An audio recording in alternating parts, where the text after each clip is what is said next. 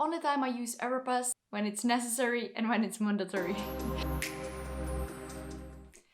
Hello everyone, I am Chica, which means Czech girl, and I am a passionate traveler who wants to help people to travel the world and defeat their fears. I am currently Erasmus Mundus scholar, and I would like to share with you my personal tips about studying abroad, about how to getting scholarship. And in today's video, I would like to explain you why I don't like using Aeropass as a form of CV. So what is actually Europass? Europass was established in 2005 by European Commission with the intention to make a general CV format. Because recruiters were recruiting people from different cultures and different languages, they wanted to make the process as easy as possible and increase the mobility within Europe. Everyone can use Europass if you're European or if you're non-European, but very likely you're using Europass only if you're coming to Europe. In 2020, European Commission launched brand new format of Europass, but it's very similar. The reason why they changed it was that the previous platform had a lot of bugs and didn't work properly.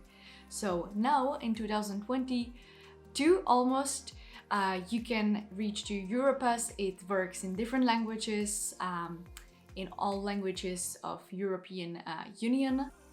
The only time I use Europass, it's in two cases: when it's necessary and when it's mandatory. So basically, if your employer or your university institution requires you to include Aeropass as a format of CV. Other than that, I try to avoid Aeropass as much as possible. Two benefits I see of using Aeropass: it's very easy to fill in and it's for free, so you don't have to pay of using this Aeropass. There is no free and pro version, all of them are for free. You basically just need to log in, you don't even have to create an account, and it's easy to use. I won't do any tutorial because I guess there are many other tutorials, and actually, in my opinion, filling the CV, the Aeropass, it's kind of self-explanatory. You just log in and you have specific boxes where you put your name, you put your degree, and so on. But what is the reason why I don't like Europass?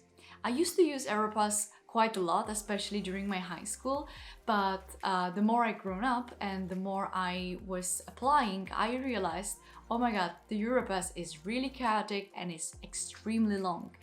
When I was in high school, I had my CV long around 6 pages, which is just too much. I would say even 2 pages are quite a lot, but if you stick up to 2 pages, then it's fine. But a lot of people keep asking me, oh, I have 5 pages because I need to include everything.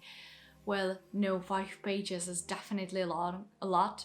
2 pages at maximum. It lacks flexibility, and it completely destroys your opportunity to stand out among other applicants, because if you're applying through Europass, every single application it's the same, which might be good, but on the other hand, if you're really trying to stand out and then you have to put all your information into Europass, well then I guess it's a pity.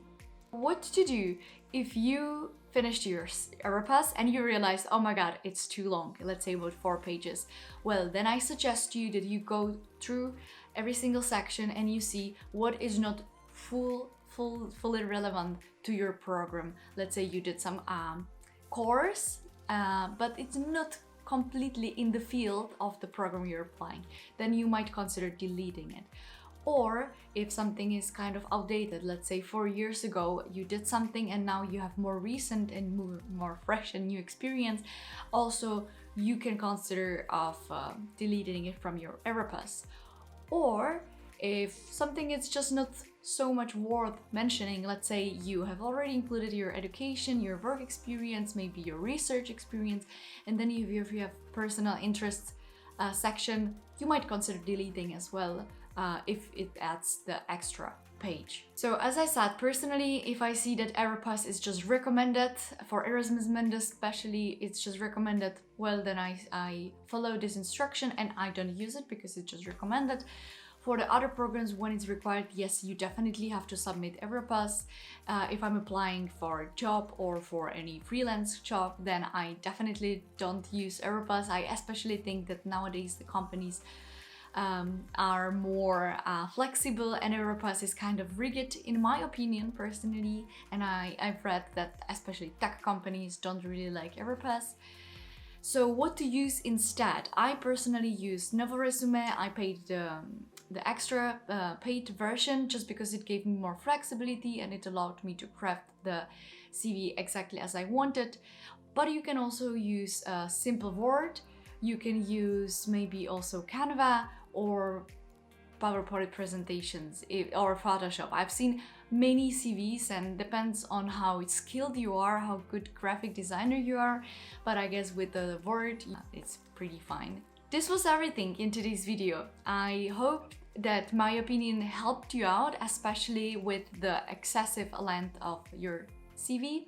Really imagine if you are the recruiter and you receive even 10 applications a day, but very likely they receive more than 10 applications, and you have to review your CV. Has to, on the first side, it's like a laugh on the first side, you see who the person is, and that from your CV it has to stand out, your experience, your profile has to be quite clear, and therefore 5 pages, it's just very easy to get lost in the information. I hope this video helped you. Thank you guys for watching, for supporting this channel, and I wish you a lot of luck if you're applying for a program or for a